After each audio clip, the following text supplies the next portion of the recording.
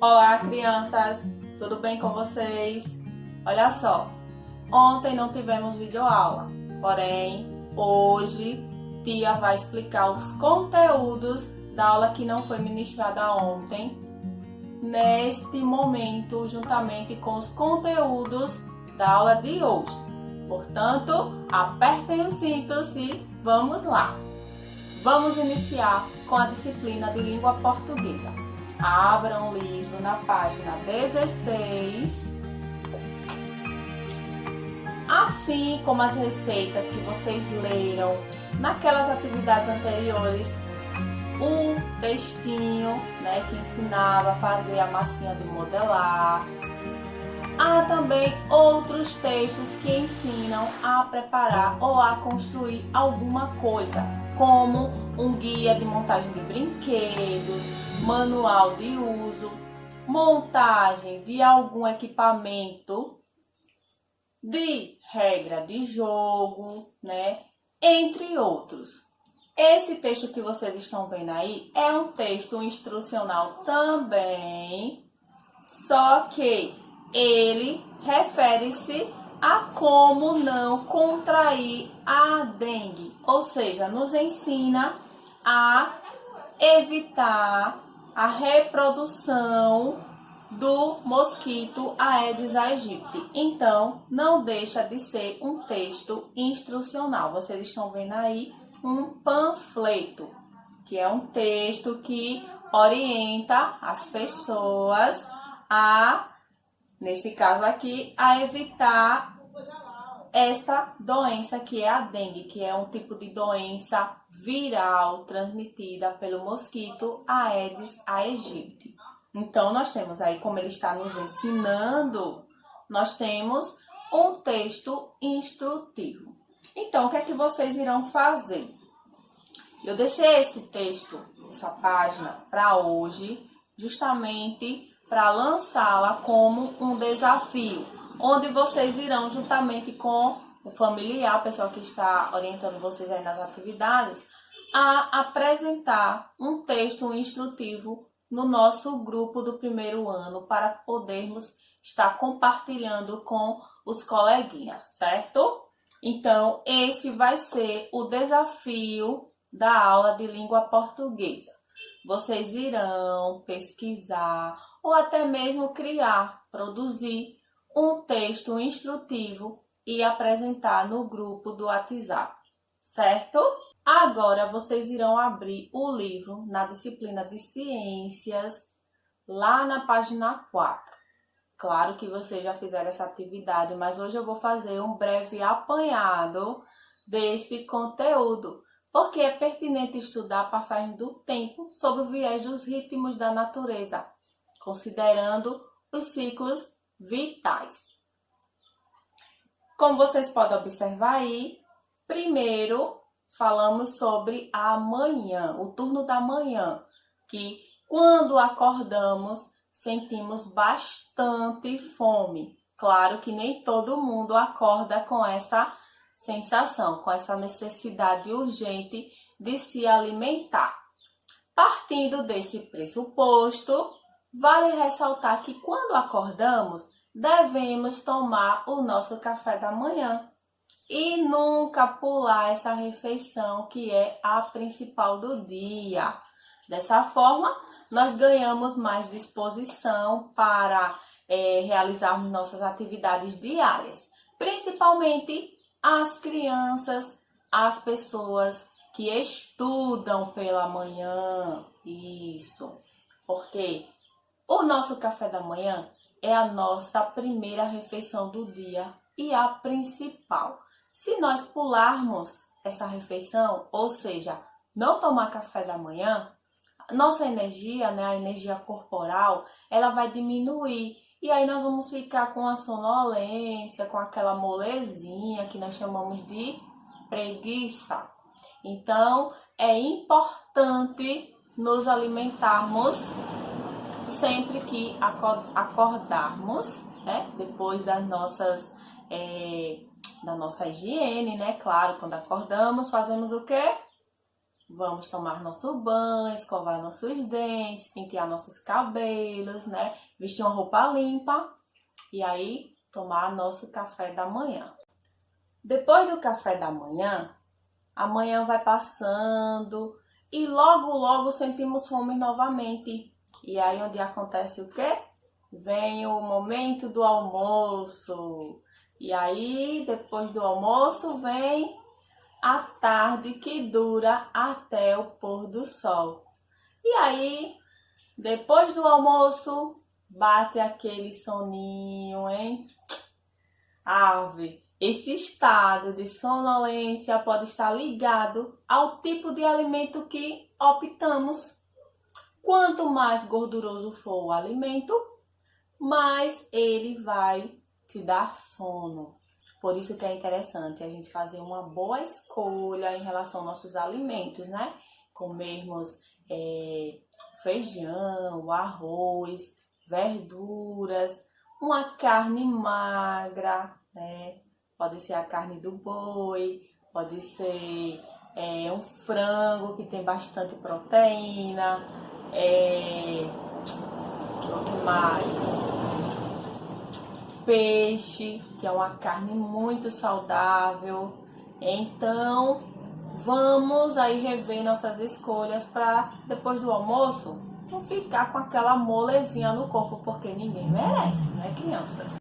Então, além dos alimentos gordurosos nos proporcionar esse sono chato depois do almoço, temos outra explicação fisiológica, que é o processo de digestão que ocorre após a ingestão dos alimentos. Ou seja, com fome, o nosso corpo ele fica em alerta, né? Fica esperando alguma coisa.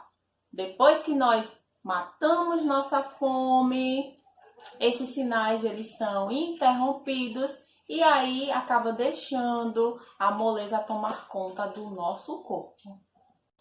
Apesar desse sono parecer incontrolável, existem alguns truques que podem ajudar a driblar esse sono depois do almoço. São eles: beber bastante água, dormir de 8 a 10 horas, praticar exercícios físicos, evitar comer muito doce e comer mais proteína. Almoçar em um ambiente arejado, né, com bastante ventilação, porque se a gente almoça num lugar quente, aquele calor vai provocar uma fadiga e aí vai juntar essa fadiguinha com o sono, né? E aí a moleza vai ser total e a gente não aguenta, não, de jeito nenhum. Pronto.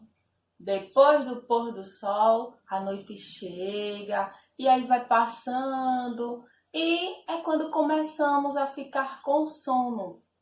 Mas é importante não esquecermos os cuidados com o nosso corpo, que é o quê?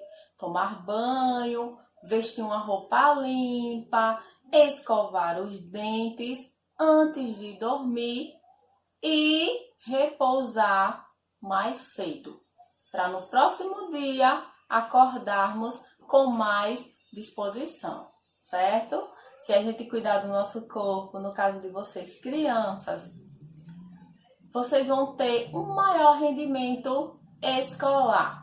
E no caso dos adultos, vão ter um maior rendimento no trabalho. O exercício de ciências será o da página 5 e página 6. Na página 5, vocês têm aí ao lado um cronograma da rotina de Davi. O que é que vocês irão fazer? Cada quadradinho está apresentando o que ele faz, ou seja, a rotina diária do Davi. Ao lado tem tudo que ele faz. Então, vocês vão ler no quadradinho e vão procurar a imagem que corresponde a essa atividade apresentada aqui, certo? Por exemplo, número 1, Davi acorda cedo com o som do despertador. Aí vocês vão lá nas figurinhas, nas imagens e vão destacar a imagem que está representando o Davi acordando ao som do despertador e vai e cola.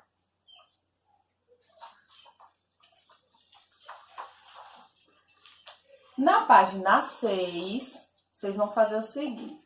De acordo com a rotina do Davi, vocês vão pintar de amarelo os quadradinhos em que percebemos a luz do sol.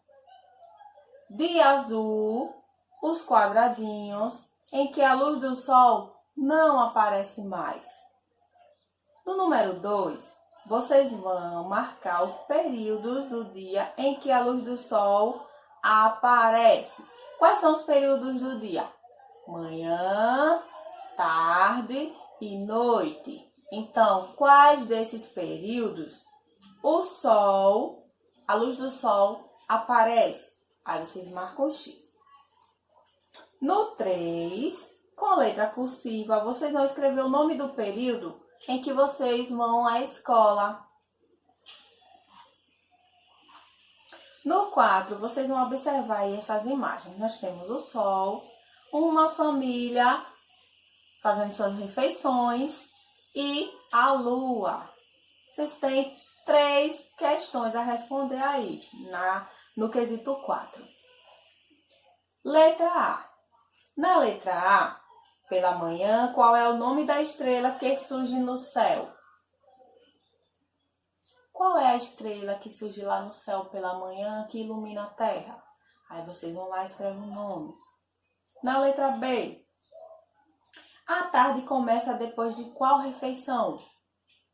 Nós fazemos uma refeição e logo após começa a tarde, o período da tarde. Que refeição é essa? Aí vocês vão lá e escrevem o nome da refeição. Na letra C, tem assim: quando escurece, o que é que brilha lá no céu, na noite? Mas tudo isso de acordo com as imagens que vocês estão vendo, certo? E ciências só são essas 2 páginas mesmo. Agora vocês vão abrir o livro na página 18 da disciplina de matemática. Vamos estudar o nosso dinheiro com as operações adição e subtração. Nessa página aí, vocês podem fazer uma leitura de imagens, né? Observem aí que tem pessoas fazendo trocas, né? Compras, né? Criança, adulto e a moça do caixa para efetuar esse total, esses pagamentos. Na página 20, nós temos um textinho, tipo um quadrinho, uma historinha em quadrinho, que eu vou ler para vocês agora. A história é sobre o presente que Laura ganhou do avô. Observem aí. O avô de Laura falou: com esse cofrinho, você vai aprender a poupar. Aí a Laura pegou o cofrinho, né, o porquinho, e disse: o que é poupar, vovô? Ele respondeu: poupar é guardar um pouco do nosso dinheiro. E aí ele continuou falando: toda moeda que sobrar, guarde no cofrinho. Depois de um tempo, vemos quanto você conseguiu poupar. É muito interessante e é muito proveitoso nós sabermos poupar o dinheiro que ganhamos. Nós não podemos gastar tudo que temos. Sempre temos que fazer uma divisão. Reservar uma quantidade para comprar algumas coisas que estejamos precisando e outra parte nós temos que reservar, ou seja, poupar, guardar. Pode ser depositado numa poupança no banco ou guardado até mesmo em casa. Podemos ter um cofre em casa e guardar nosso dinheiro, muita gente tem, né? Quanto às crianças, podem estar depositando moedinhas dentro de um cofrinho com qualquer formato, que vocês já devem conhecer, né? Existem cofres em formato de porquinho, em formato de vaso, em vários formatos. Então, poupar é isso. É você guardar um pouquinho do dinheiro que você ganha. E até bom, porque a gente pode comprar alguma coisa que desejamos muito, certo? Pronto. Esse conteúdo de hoje é sobre o sistema monetário brasileiro, que nós já estudamos lá na educação financeira, né? Vocês aprenderam que nossa moeda, né, a moeda brasileira, é o real. E que o real, ele se apresenta de duas formas, em forma de moedas e em forma de cédulas. Na página 22, inicia o exercício. Na questão 1, vocês vão observar essas moedinhas e as cédulas e vão marcar o que vocês já conhecem. Quais são as moedas que vocês já conhecem? Vai lá e marca o X. Se conhecer todas, marca o X em todas. Se conhecer todas as cédulas, marca todas as cédulas. Na questão 2, vocês vão observar aí que nós temos um objeto, uma caneta. Essa caneta ela está etiquetada com o valor de R$2. Ao lado, pede para vocês desenharem a quantidade de moedas que corresponde a esse valor. Ou seja, vocês vão desenhar as moedas até formar R$2, para poder chegar ao valor da caneta. Na questão 3, vocês vão observar a quantidade de moedas que há em cada cofrinho. Observem aí. Na questão A, está pedindo o seguinte: quantos centavos tem cada cofrinho? Complete o quadrado com o valor de cada um.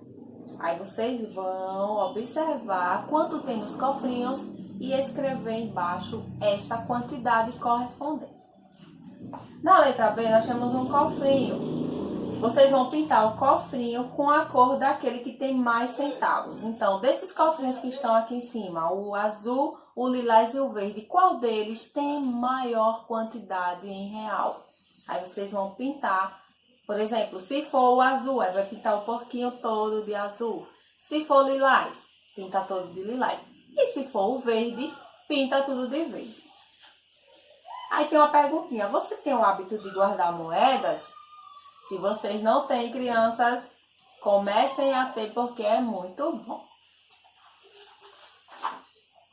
No número 4, vocês vão fazer o seguinte: observe aí que nós temos escrito nessa primeira coluna amarela R$1, R$2, R$3, R$4 até R$10. E ao lado nós temos a quantidade, uma quantidade de, deixa eu ver aqui, de R$10 em moedas de R$1. É o que vocês vão fazer. Vocês vão ler a quantidade da coluna amarela e vão riscar a quantidade de moedas correspondentes ao que vocês leram, certo?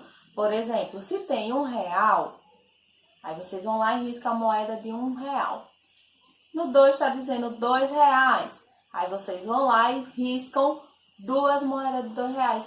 E assim sucessivamente, seguindo o que está sendo destacado na coluna amarela.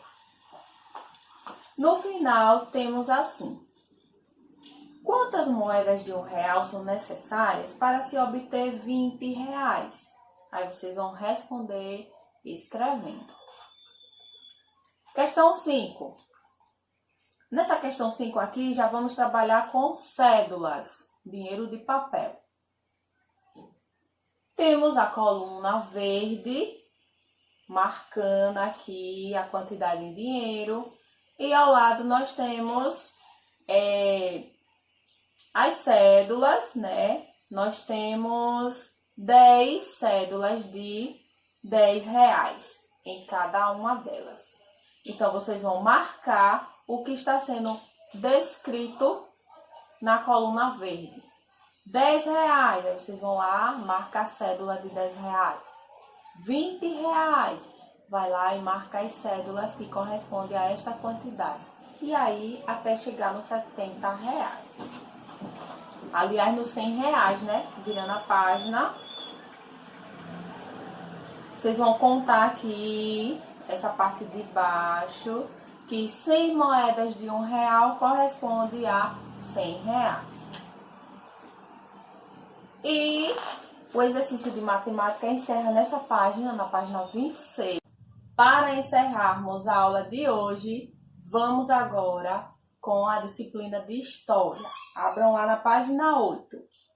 Para resolver esse exercício, vocês precisarão ler novamente aquele poema A Escola, de Cláudio Tebas.